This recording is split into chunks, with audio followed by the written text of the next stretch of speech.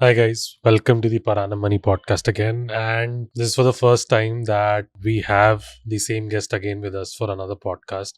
So we have Ankush again today. Hi Ankush. Hi, Vishwas. So we did last video, if some of you guys must have seen it, on best credit cards for travel. And it did pretty well. And year is sort of coming to an end and a new year is, about to come. So we wanted to take this opportunity to discuss, which are going to be the best credit cards for 2025 so that, you can take decisions accordingly. What we basically thought is that we'll divide this video into two major segments. So one would be categorically, we'll divide credit card based on different categories. For example, travel, cashback and all of that. And then there are obviously spending categories, which let's say are rent, shopping, fuel. Let's just, dive into this. Banks ने अब उतना rewarding जितना पहला system एक बार overall हुआ करता था Right. उतना definitely नहीं है.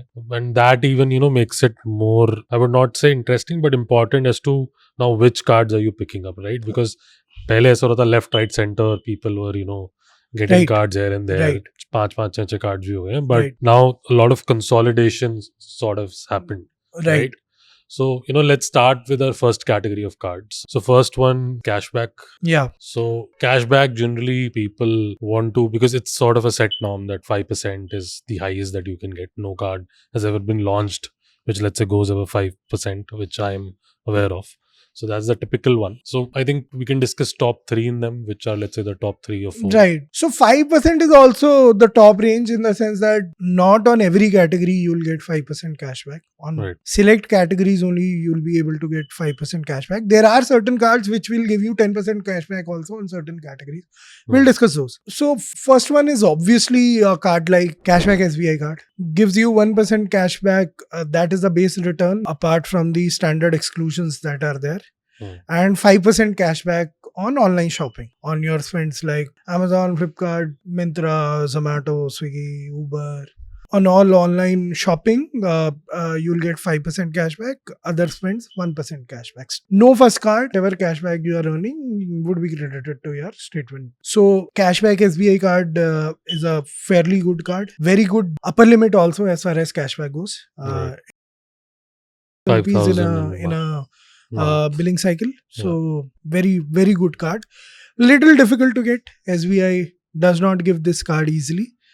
So that is the only downside. But again, a flagship card of SBI. One of the only good cards from SBI. Another one would be a card like Amazon Pay ICICI card, the most successful card of India. Gives you 1% cashback on a lot of things. Unlike most cards, the exclusion list is fairly small and 5% cashback on Amazon spends and no upper cap as far as cashback goes, and has been very consistent. There have not been any significant devaluations. A lifetime free card. So that is again a very good card for someone who spends a lot on Amazon. And if you're not into travel this thing, then for Amazon, you should have this card. Then a card like a co-branded card. Earlier, I would have recommended a card like HDFC Millennia, but now with certain changes, I might not recommend it. But one card that has been revalued a few months back has been Swiggy HDFC. Right. A co-branded card. Right. So earlier, the cashback that you used to get on Swiggy HDFC card, that used to be basically credited as Swiggy money. But now you get direct cashback in statement credit. Right. So very good card. Base return is either 1 or 1.5%. You can check.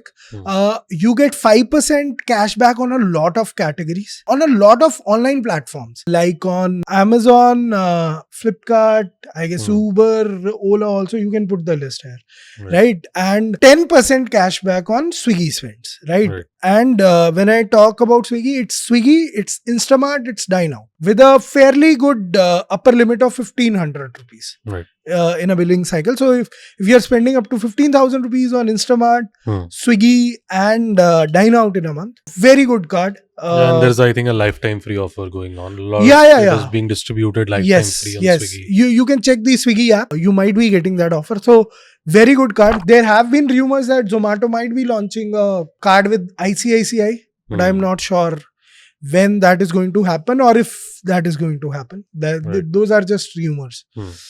So Swiggy HDFC is again a very good card. Talking of groceries and Dining, another good card is a rechristened version of HSBC Cashback, which is HSBC Live Plus card. Has a decent base return of 1.5% cashback, but you get 10% cashback on groceries, dining, and online food delivery. So the upper cap is 1,000 rupees in a statement cycle with this card. Unlike most cards, the cashback is on MCC and not on certain brands. So you can get 10% cashback on DMart also.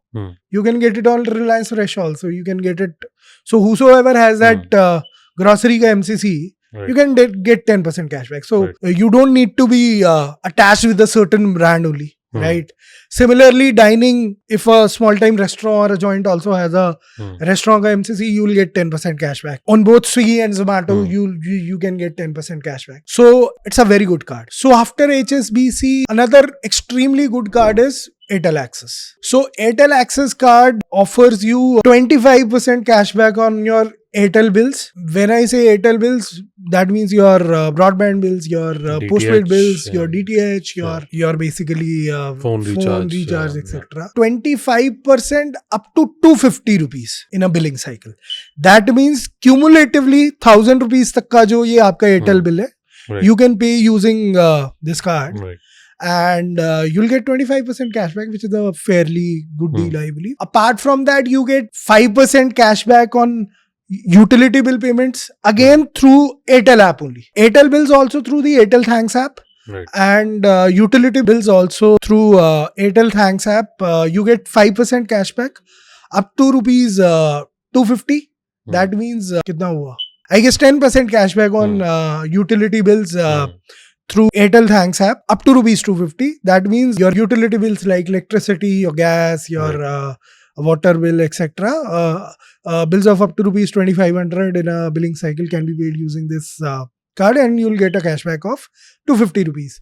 And the last is that you get 10% cashback on Zomato, Swiggy and Big Basket also using this card, up to rupees 500 in a billing cycle. Cumulative cashback limit of 500 on these three. So a very good card. Another good card is Axis Ace, fairly good card. Used to give 2% cashback on most spends, but it was devalued to 1.5%, and 5% cashback on, it gives 5% cashback on utility bill payments, but only for Android users, because the utility bill payments have to be made using the Google Pay app, and in the iOS app you can't use any credit card in the Google Pay app to make payments.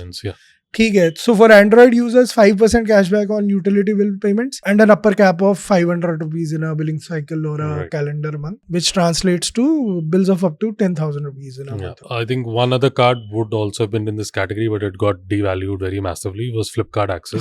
But yeah, although there is one more card which, let's say, we can fit only if you, let's say, shop on Myntra a lot. So that is Kotak Myntra. Kotak Myntra, but Kotak is not issuing cards. So Kotak is out of credit card business as of now. So 7.5%. Yeah, 7.5% on not cashback, actually discount. It's sort of so a fairly good card, but it's not being issued right now. So which are, let's say, the top 3, 5, maybe 4 or 5 options that people can still have in their portfolio when it comes to, let's say, travel centric rewards? One is an evergreen card by American Express. So what I am discussing is not in order, in the sense that I would not say that Amex Platinum Travel is the best travel card out there.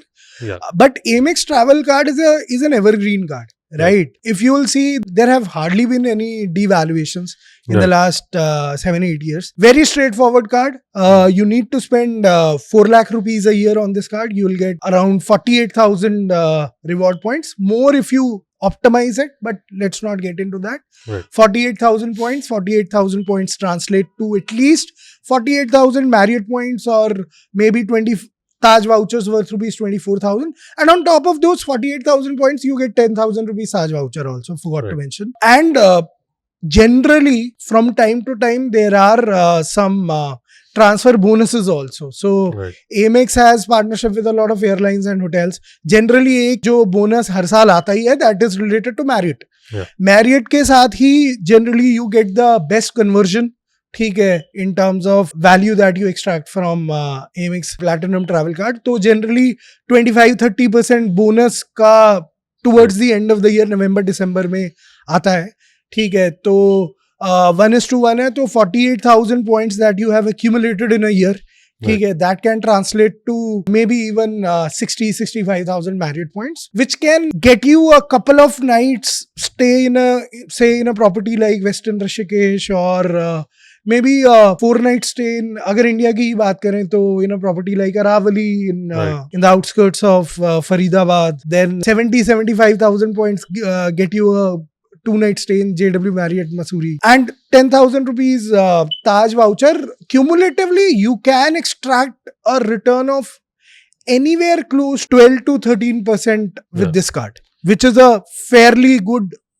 return in terms of travel. Yeah, even personally, I have this card also. So I have hit my milestone for the 4 lakh one. So total, I think I must have spent about 4,40,000 on this card, and I was optimizing for those 3x. Yeah. So I'll just tell the viewers. So there is something called Gifter, or let's say an American Express reward multiplier, wherein especially for this card, Platinum Travel, you can get up to 3x miles, 3x points basically, 3x Amex points.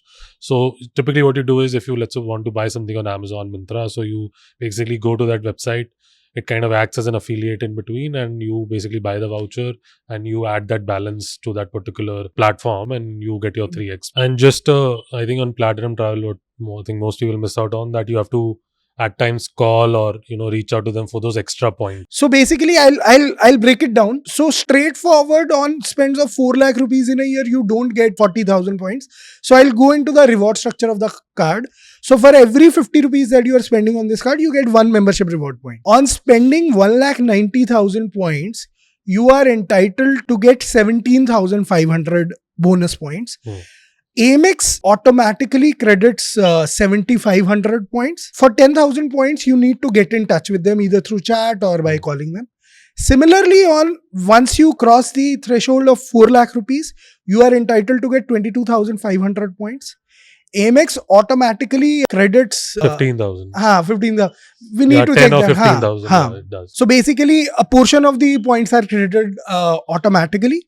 For rest, again, you need to call them or chat with them. I believe they do this because of profit. But that is how you basically accumulate 48,000 points. And as Vishwas mentioned, you can earn more points if you basically use accelerated platforms like. Obviously, one is Amex Platinum Travel, and evergreen one. What is the next? Next one is Axis Atlas. Has been devalued a bit in the sense that bank has excluded certain categories on which Atlas miles used to be awarded, but those are standard categories now. Most cards don't award points or miles on those categories, and they have also reduced the miles that you get on certain milestones, also on renewal. That is something that they have done, but the standard return rate is still the same. You get 2 miles on every 100 rupees that you are spending using this card, and 5 miles on travel spends. By travel spends, I mean the spends that you do on direct airlines and hotels or Travel Edge platform of Axis Bank. If you do any spends on OTAs like Make My Trip, Is My Trip, Yatra, etc., you will get your normal 2 these miles that you get on Atlas. Atlas is a pure travel card. You can redeem these for various, you can basically transfer to these to various airline and hotel partners, and it's a long list of partners that Axis has. Apart from Marriott, wherein for every 2 Atlas mile you get 1 Marriott point. Apart from Marriott, for every partner, for every 1 Atlas mile you get 2 points or miles of the airline or hotels wherever you are transferring, and has a very big list, as I mentioned, from Qatar Airways to ITC to Accor to Air India to, I guess, Etihad is not there. Air France, KLM, I believe, is there. We can put a list. Japan Airlines is also there. Japan or ENA? I guess Japan. Japan is there. Japan is there. Qantas. So a long list. Very good options. If you are not someone who does not optimize a lot, the golden advice would be to transfer these miles to Accor. You get a very good value. So suppose you have transferred 5,000 miles, you will get 10,000 Accor points. Accor points, unlike a lot of airlines or hotels, You can basically use these points to settle all your bills at any Accor property, most Accor properties. Right. And there is no availability issues also, in the sense that in case of airlines, generally you have a very limited inventory of award seats. In case of Accor, you have plenty of, you don't have that issue. You can book any room and use these points to settle the bill. And for every 1,000 points, you basically can redeem these 1,000 points to get a credit of 20 euros. Right. So 20 euros would roughly be around 1,800 rupees. So one Accor point translates to a value of 1.8 rupees. Right. That means with Atlas, if you transfer your points to Accor, you are getting a return of 7.2%. What would be the next card? Probably Infinia? Yeah, DCB. Infinia is probably one of the most sought after super premium cards. Yeah. Now even more difficult to get. Now you need to have a net salary of like 5 lakh rupees a month. Yeah, 60 lakhs CDC. Yeah. So fairly difficult to get. Has a standard reward rate of 3.3%. If you see the normal reward rate, obviously cards like Atlas are better. Right. No two ways about it. And I believe Axis Airlines and Hotel Transfer program is stronger than HDFC. Only if you have a lot of spends that you can do on Smart Buy, it makes sense, right? So on Smart Buy, you can get 5x points on flight bookings, 10x points on hotel bookings, 5x points on getting instant vouchers through Gifter. There are certain limits in case of vouchers, how many vouchers you can get of a particular brand, and a total ceiling also. You can accumulate up to 15,000 accelerated reward points in a month through Smart Buy in a month. If you have considerable spends on Smart Buy, right? And I believe someone who is earning in that ballpark would be having. He would be doing a lot of online spends. He would be shopping a lot. He would be traveling a lot. So my assumption is such people would be having a lot of such kind of spends. So it's a definite recommendation for such people. On Smart Buy, they can get a return of around 14-15%. Also, you can book direct flights, not by transferring it to hotel and airline partners, but then you will get a value of 1 point is equal to 1 rupee. Your base reward rate comes down to 2%. With Infinia, that is a very big advantage, in the sense that you can use these points to book any flight. If I have to go tomorrow to, say, Bangalore, right, and I have to go by Indigo, which has recently launched a frequent flyer program, but there are no partners as of now. Okay. And I want to book a revenue ticket. Okay. Right. The cost of the flight is, say, 7,000 rupees. So what I can do is I can book that ticket using Smart Buy platform by paying using a mix of points and cash. Right. Up to 70% can be paid through points. And 1 point will give you 1 rupee. Okay. So roughly 4,900 points and 2,100 rupees cash plus some convenience fee. Okay. So that is a very big advantage. Right. Okay. You don't have to be restricted to a certain airlines and hotels only. Right. If I have to go to Manali, where maybe there are not a lot of star properties, Smart Buy is a very good option there. For someone who has a lot of spends, a combination of Infinia and Atlas also makes a lot of sense. Infinia can be used for those Smart Buy and accelerated purchases. Your normal offline spends, that can be routed to Atlas. Yeah. DCB, I guess, is sort of a mimic on Infinia, but it's just that the certain things are different in terms of the overall. Yeah, DCB Metal, they launched a couple of years back now, I guess. 1.5 years back, I guess. Yeah. That is a decent upgrade over the plastic version, wherein on spends of, they have added a very good quarterly milestone, that if you spend 4 lakh rupees in a quarter, you get 10,000 bonus points. Right? 1 point is equal to 1 rupee. So the base return of DCB again is for every 150 rupees that you spend, you get 5 points. That is the same in case of Infinia, which I did not mention there. 1 point is equal to 1 rupee. So base return translates to 3.3%.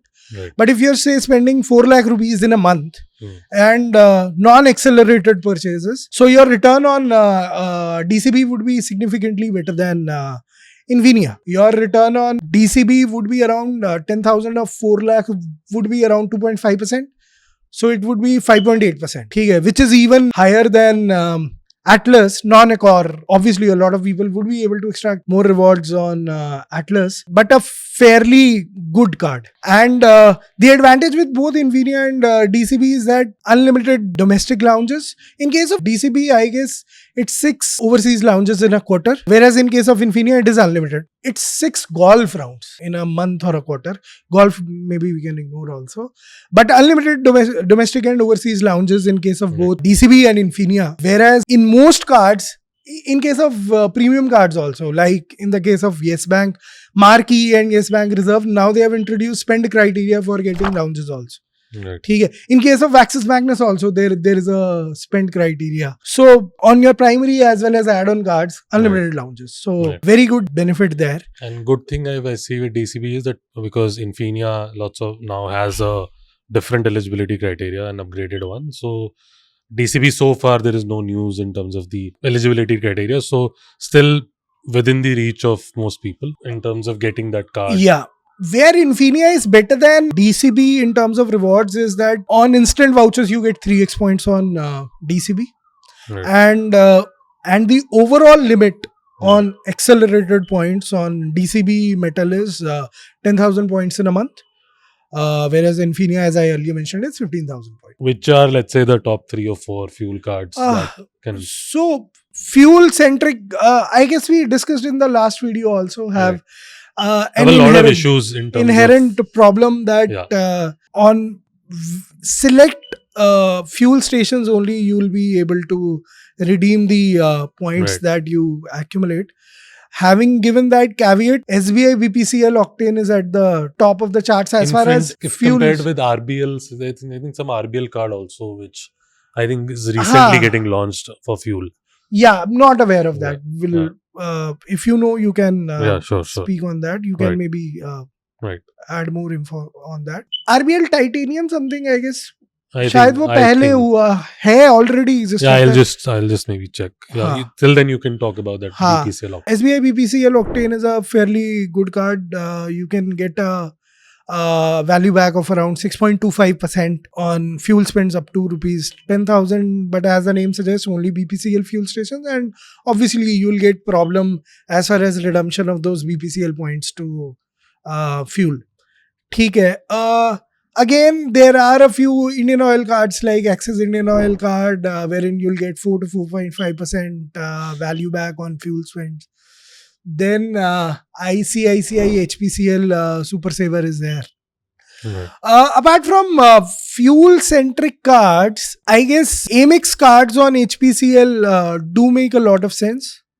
In the sense that in case of Amex cards, you don't have to pay any fuel surcharge in case of HPCL fuel stations. I'll explain you how this can be very beneficial. So if you use Amex Platinum Travel, you'll not get any points on fuel spends, but on HPCL fuel stations, A, you would not be paying any fuel surcharge. B, the amount that you're spending is getting counted towards the milestone that you're doing. B, other cards like Amex Gold or Amex MRCC, right?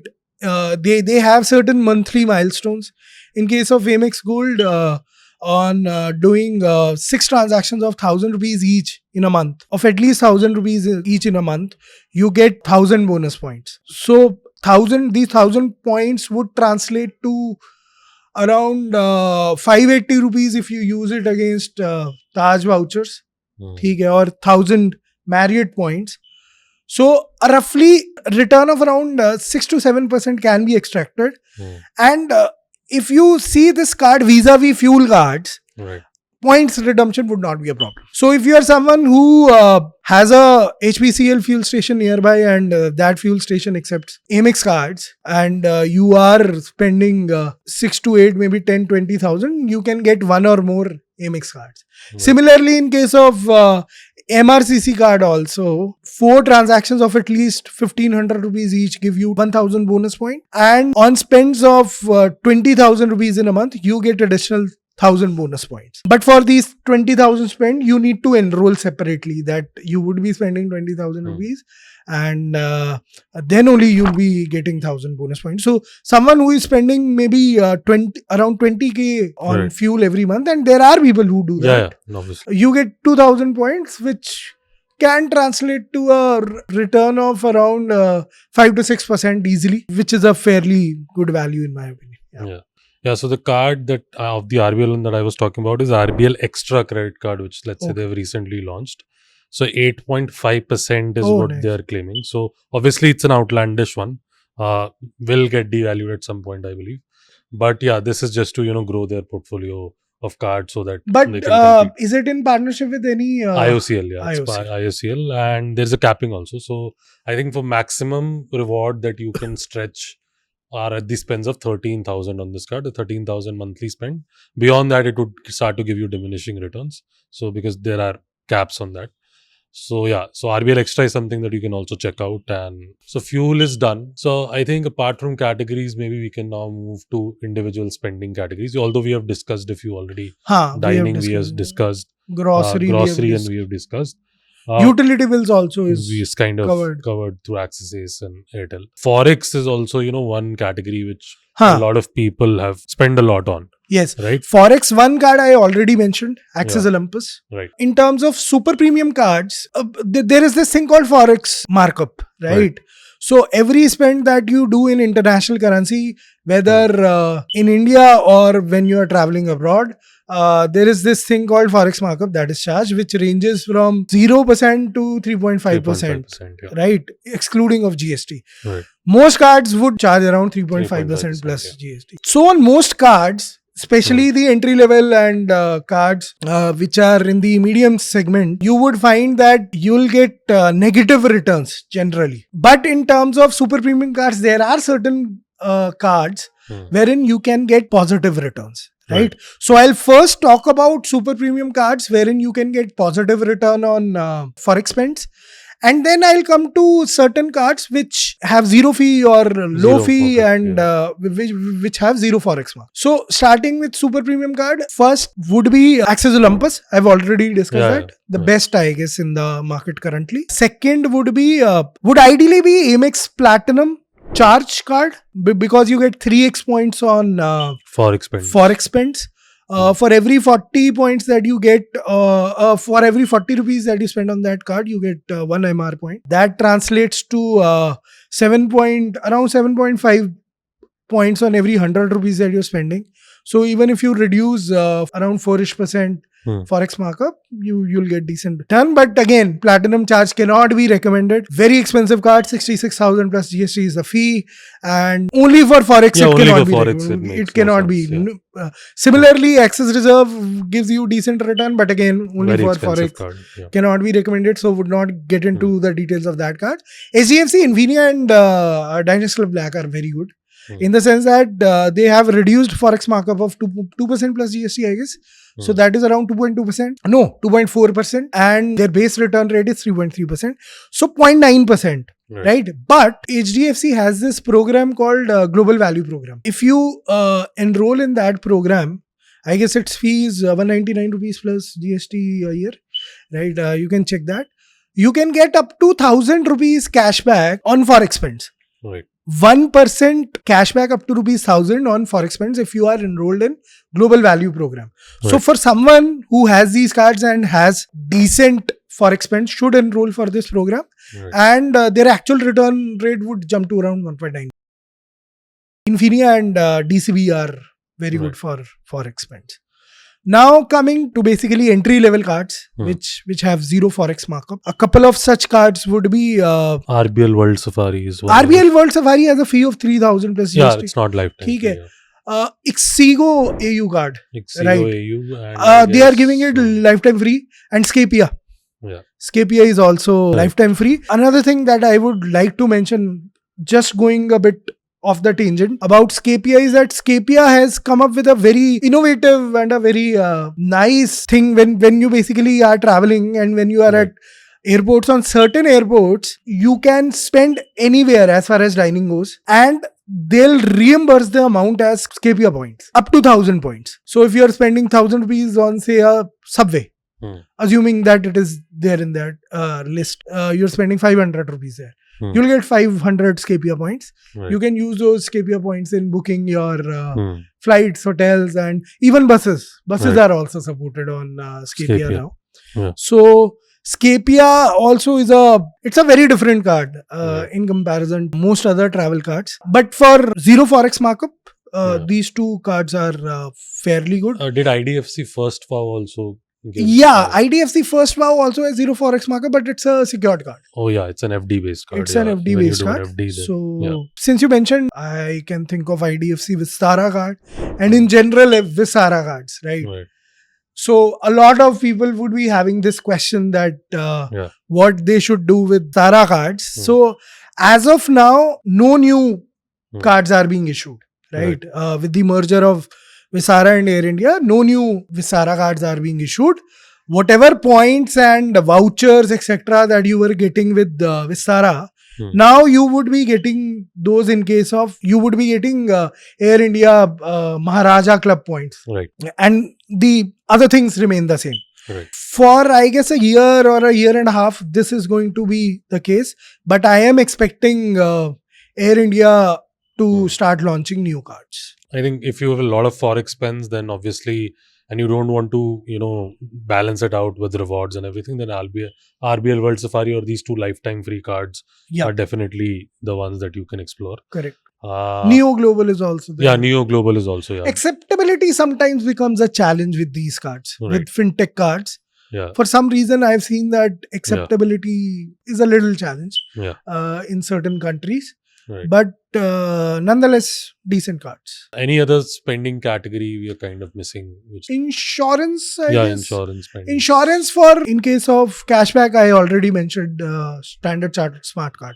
You can get 2% cashback using those. Otherwise, Infinia is very good. You get 3.3% and using Amazon Pay vouchers, you can even get 15% provided your insurer is supported by Amazon. A lot of insurers are not supported. I have an HDFC Ergo health insurance that is not there. So a lot of insurers are not supported by Amazon. But if it is, then you can get even up to 15% return using Amazon Pay vouchers using this card.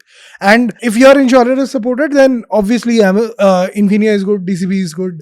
Then your Amex cards are good because with all these cards you can get those vouchers and make the insurance payments. Tata New Infinity used to be good, I guess, but now they are giving only 2%, I guess, on The only insurance. good thing with Tata New Infinity right now is that it is giving a lifetime offer to so that can be utilized. Used to be considered the best RuPay card, 1.5% new coins on Tata New Infinity, but now the problem is that you'll get 1.5% new coins only if you use Tata New UPI.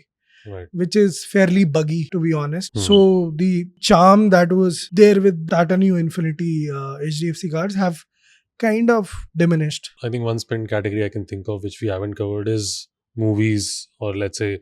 So why I'm saying movies also is because the concert scene in India is fairly growing now. We have seen. So a lot of pre-sales happen, a lot of opportunities are there for people, but by using credit cards they can get an early access, although did not happen in the now the problem Coldplay, there was no pre-sale. The problem is that you don't know beforehand with which bank they'll partner, right? Zomato for that Diljit's Dilluminati tour, they partnered with Pixel Play, right? Which was very unexpected. Though that card was easier to get for existing HDFC card holders, but who are not in the HDFC embed, right, it becomes difficult. HSBC and Kotak have been in the forefront as far as these partnerships go, and a very interesting, and I would like to add a caveat also. So there is this card called Yes Bank Pop card. The caveat that I would like to add is that I was associated with Pop for a had a short stint there. So they came up with a very unique kind of proposition. So there is this singer called Karan Jual. Karan Aujla, yeah. Karan Aujla, Yeah. right? Karan Aujla. So he is doing these shows which are sold out, right? On Book My Show and stuff like that. So I guess they have partnered with Book My Show, and they are running this offer currently, wherein if you get that card, and it's a first year free card, it's a RuPay card, you will be able to get the tickets from Book My Show using that, even after they are sold out. So it's kind of a post sale. So an exclusive offering that is being offered with the Pop card. And in general also it's a decent card. Pop card, you get around roughly around 1.75% value back in terms of Zomato, Blinkit, Rapido, ClearTrip, Cult vouchers on your UPI spends. Fairly decent value proposition. The thing is that for concerts, it's difficult to predict. You can't preempt. Only prediction I think in the case of concerts you can, or these movies you can have, is if there is a platform-based affiliation with a particular bank. For example, Kotak in the case of... Kotak has a very deep partnership with Book My Show. Book My Show as well as PVR. Right.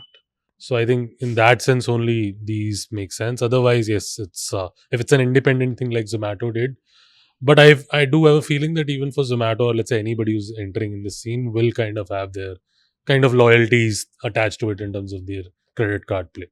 So yeah, maybe not so mature yet, but yeah, we can definitely see how this plays out. Yeah, I think mostly everything is covered, and this is kind of the blueprint, your viewers, you can utilize for your 2025 decisions when it comes to applying for new cards or getting upgraded to your existing cards, or just a reassurance if you want to have that your entire credit card portfolio that you have is good enough for you. So I guess thank you, Ankush. Thank you for joining us today again and sharing a lot of insights, and will surely help with our viewers. So yeah, these videos, we'll keep bringing more such videos, so do consider subscribing to the channel. And if you have any other such ideas, where we should be covering any financial topic, do let us know in the comments. So yeah, thank you for now. Thank you.